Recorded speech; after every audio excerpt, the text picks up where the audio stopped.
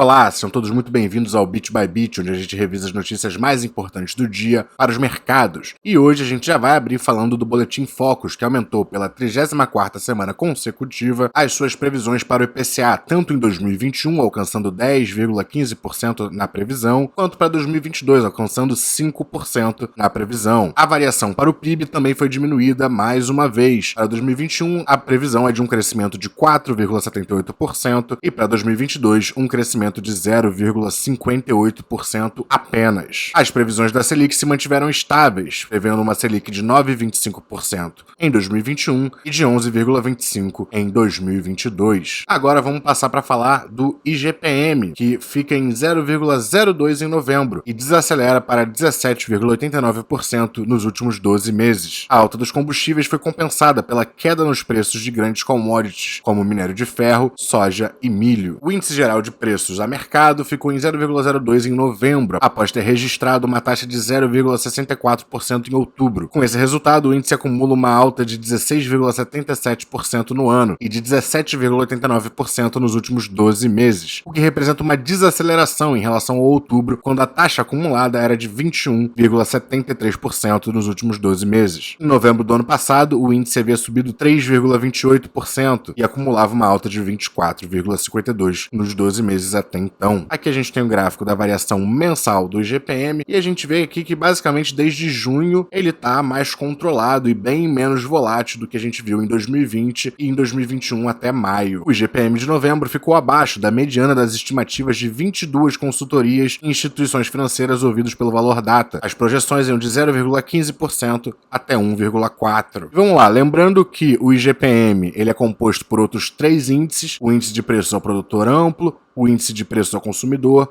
e o índice nacional do custo da construção. Vamos ver o que mais afetou o IGPM. Dentro do índice de preços ao produtor amplo, a gente vê que a variação do óleo diesel foi de 9,96%, da gasolina 10,17%, adubos e fertilizantes também subiram muito, 9,5%. Todas as categorias já tinham subido bastante também no mês anterior. Olhando para o índice de preços ao consumidor, as principais influências positivas foram novamente a gasolina, o etanol, que teve uma alta de 9,15%, o tomate com uma alta de 14,14%, o gás de botijão subindo 2,75% e a batata inglesa subindo 14,23%. As principais altas no índice nacional do custo da construção foram o elevador subindo 2,03%, condutores elétricos subindo 4,26%, argamassa subindo 2,15%, massa de concreto 1,79% e ajudante especializado subindo 0,3%. Dentre as influências negativas, no índice de preços ao produtor amplo, tivemos uma queda de 15,15% no minério de ferro, 2,85% na soja, 5% no milho, 4,39% em bovinos e 6,83% no leite in natura. Olhando para o índice de preço ao consumidor, as influências negativas, a principal foi do mamão papaya, caindo 10,55%, mas o leite longa-vida também caiu 2,56%, banana prata 4,58%, costela bovina 2,53% e carne moída 2,13%. A única queda no índice nacional do custo da construção foram em tubos e conexões de ferro e aço, que caíram 1,19%. Agora vamos dar uma olhada no índice de confiança dos serviços, que cai ao menor nível desde junho. O comércio tem a 4ª queda seguida. A confiança do setor de serviços recuou em novembro, após leve recuperação no mês anterior. Segundo dados divulgados nesta segunda-feira pela FGV, o indicador recuou para 96,8 pontos, o menor nível desde junho. Já o comércio teve 4ª queda seguida, chegando a 88 pontos, menor desde abril desse ano. Aqui a gente vê o índice da confiança de serviços, que vinha caindo até março de 2021, ensaiou uma recuperação até agosto e desde então tá meio que oscilando, cai um pouquinho, sobe um pouquinho, cai um pouquinho e agora se encontra aos 96 pontos. A queda na confiança do serviço foi tanto na piora da avaliação do momento atual quanto das expectativas. O índice da situação atual recuou 1,8 pontos, chegando em 92,8, e o índice das expectativas caiu 2,7, chegando a 100,9 pontos. No índice de confiança do comércio, a gente se manteve com pequenas quedas até fevereiro, tivemos uma queda maior em março, abril começamos a recuperar, maio e junho continuamos a recuperação, junho e agosto nos mantemos praticamente estáveis, mas aí voltamos a ter uma queda relativamente grande em setembro, outubro se manteve estável e agora mais uma queda em novembro. O resultado negativo na confiança do comércio veio tanto da percepção sobre a situação atual, que recuou de 95,3 para 88,3, quanto nas expectativas, com queda de 93,3 para 88,2. Agora vamos falar do cenário fiscal brasileiro. O governo não descarta orçamento de guerra para pagar Auxílio Brasil. O governo não descarta a possibilidade de ter que lançar mão do orçamento de guerra mais uma vez para conseguir viabilizar o pagamento do Auxílio Brasil, mas considera essa alternativa caótica para as questões fiscais e ainda tentará essa semana atrair votos para a aprovação da PEC dos precatórios, de acordo com uma fonte com conhecimento nas negociações. Como a gente já sabe, a PEC dos precatórios abriria um espaço fiscal que permitiria o governo, por pelo menos um ano, encaixar o Auxílio Brasil aí. Mas caso o governo saia derrotado, não haverá outra alternativa senão apelar mais uma vez para o orçamento de guerra, que autoriza o descumprimento de parâmetros e limitações fiscais. Caso você não se lembre, o orçamento de guerra basicamente separa os gastos com a emergência do Covid dos gastos do governo. Então tá aí, tô trazendo isso só para a gente acompanhar de perto essa contínua deterioração do cenário fiscal brasileiro, que infelizmente tem sido refletida no dólar, que pelo menos até então está subindo. Lá no final do vídeo a gente vai ver como fechou o dólar, mas até então está em alta. E agora, para dar um update sobre a Omicron, a nova cepa do coronavírus, a OMS ontem lançou o update dela, que eu vou trazer aqui para vocês. Basicamente, o que eles falam é que sobre transmissibilidade, ainda não é claro se a Omicron é mais transmissível do que outras variantes. Sobre o quão severa é a doença, ainda não é claro se a infecção com Omicron tem efeitos mais severos do que outras variantes. Eles também dizem que evidências preliminares sugerem que pode ter um risco maior de reinfecção com a Omicron. Eles dizem que a OMS continua trabalhando com parceiros técnicos para entender o potencial impacto dessa variante nas nossas atuais medidas contra o vírus, incluindo as vacinas, e fala que o teste PCR continua sendo eficaz ao detectar a infecção. Eles não dão nenhuma informação muito concreta, nada ainda é claro. Porém, já começou a surgir no mercado, devido a alguns casos soltos assim, alguns cientistas e médicos soltos falando que os casos que eles estavam tratando tinham sintomas leves, o mercado ficou mais confiante, inclusive a XP lançou um relatório falando que devido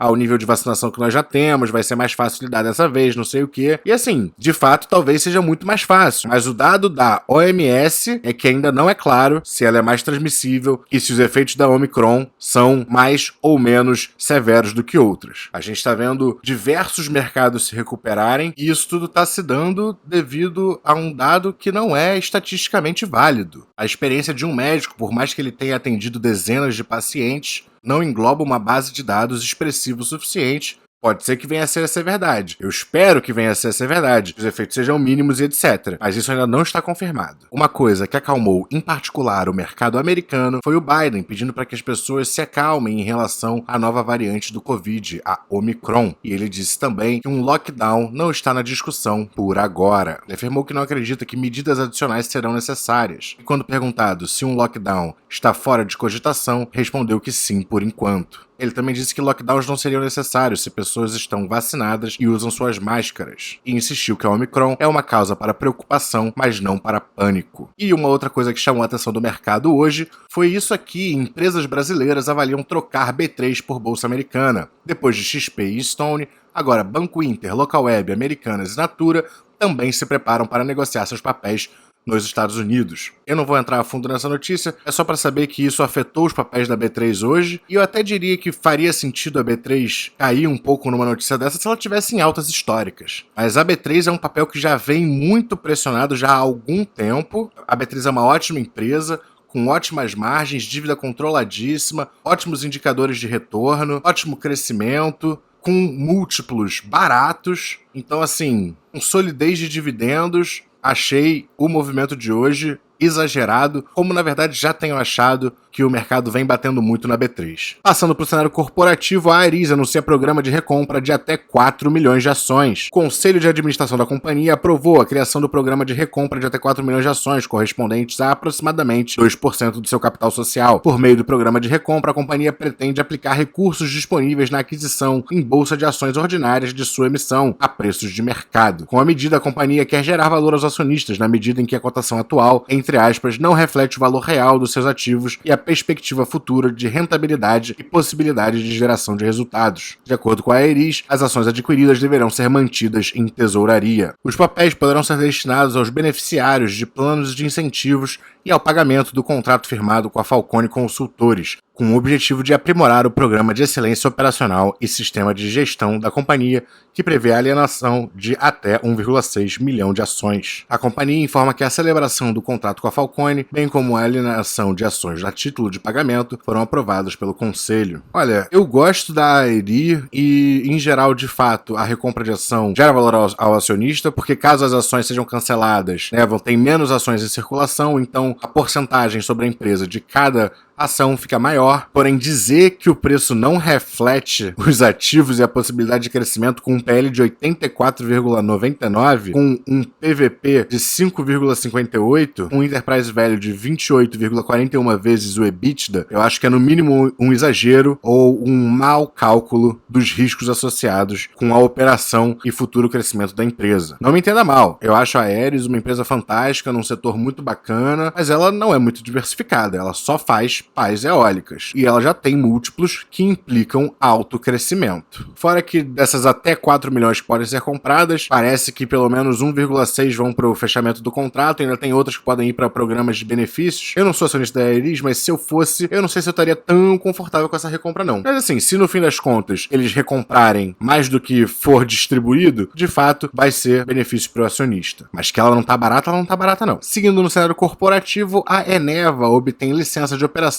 para a térmica em Roraima. A usina termoelétrica Jaguatirica II, pertencente à Energia Eneva, obteve na sexta-feira sua licença de operação concedida pelo órgão ambiental do estado de Roraima, de acordo com a nota divulgada pela companhia nesta segunda-feira. A licença de operação é um marco importante para a etapa final do projeto, que marca a primeira usina termoelétrica movida a gás natural do estado de Roraima. A usina está atualmente em fase final de comissionamento, na qual são realizados testes de confiabilidade e disponibilidade dos equipamentos. A previsão de conclusão dessa etapa é no final desse ano, permitindo o início da operação. A térmica faz parte do projeto integrado Azulão Jaguatirica, vencedor do leilão de 2019 da ANEEL. A Jaguatirica II atenderá a cerca de 70% da demanda de energia do estado, permitindo o desligamento da capacidade de geração a diesel, o que reduzirá em 35% as emissões de CO2 e 99% de óxido de nitrogênio, diz a empresa. E agora, para finalizar no tema de criptomoedas, o Crypto.com anuncia parceria oficial com a Copa Conmebol Libertadores até 2026. A marca da exchange já esteve presente na competição entre Flamengo e Palmeiras no último sábado. Essa notícia aqui tá um pouco antiga, mas no último sábado. Tô trazendo isso aqui porque a Crypto.com tá fazendo grandes movimentos no setor de esportes. Esse é o primeiro aqui na América Latina, mas lá nos Estados Unidos já estão fazendo esses movimentos. Não é a única. A FTX, uma outra corretora, uma outra exchange, também tá fazendo esses movimentos. E, porra, é muito bacana a gente ver as corretoras de criptomoedas anunciando em eventos tão grandes assim, tão relevantes. É algo que coopera com a legitimidade e com a expansão do ecossistema de criptomoedas. Passando agora para os principais destaques do Ibovespa no dia de hoje. Dentre as altas, a gente tem GetNet subindo 11,21%, Localweb subindo 6,77%, Usiminas subindo 6,12%, Banco Inter subindo 4,52% e Ultrapar subindo 4,03%. Já entre as quedas, a gente tem a Cyrela em primeiro lugar caindo 3,7%, CVC caindo 2,68%, Ambev caindo 2,4%, B3 caindo 2,38%, Açaí caindo 2,32% e Eco Rodovias caindo 2,25%. Olhando para o mapa da S&P 500, considerando que o Biden não está planejando nenhum lockdown, a maioria das empresas se performou muito bem hoje, exceção aqui para os serviços financeiros, um pouco de entretenimento e telecomunicações. Algumas fabricantes de medicamentos também performaram mal, mas em geral o mercado está indo bem, principalmente o setor de tecnologia. Olhando para o fechamento do índice, o Ibovespa acabou subindo 0,58%. Porém, preste atenção, há um tempo atrás a gente estava tomando aqui os 102.900, 103 mil pontos mais ou menos como suporte. A gente bateu na porta uma vez, duas, três, voltou para a média móvel e quando a gente bateu a porta a quarta vez, a gente perdeu esse nível de suporte. Agora a gente está aqui usando esses 102.100 até uns 101.500 como suporte. Batemos a porta uma vez, duas, voltamos à média móvel de 20 dias, fomos recusados. Hoje a gente tentou, viemos quase até a média móvel de 20 dias mais uma vez, fomos rejeitados novamente. Se a gente continuar batendo a porta aqui dos 101 mil, o caminho é para baixo. Mas hoje, finalmente, vou reportar uma notícia boa pro IFIX, que está subindo 0,88% no dia de hoje. O índice alemão subiu 0,16%, o S&P 500 subiu 1,32%, a Nasdaq ainda mais subiu 2,33%, o índice do Reino Unido subiu 1,72%, o dólar em reais tentou subir no começo do dia, dia, depois acabou caindo, agora tá devolvendo a perda, mas continua caindo 0,18%. O petróleo cru abriu com um gap lá para cima, tentou subir mais ainda, acabou caindo. Agora tá bem na média móvel de 200 dias e tá subindo 2,29% em relação ao fechamento do dia anterior. O ouro em reais subiu 0,79%. Olhando agora para as criptomoedas, o Bitcoin tá subindo 1,55%. É o terceiro dia de recuperação dele, desde que a gente soube da nova Omicron, mas ele veio tocar aqui essa linha de tendência que existe desde ali de 20 de outubro e parece que foi recusado. Tá caindo um pouquinho,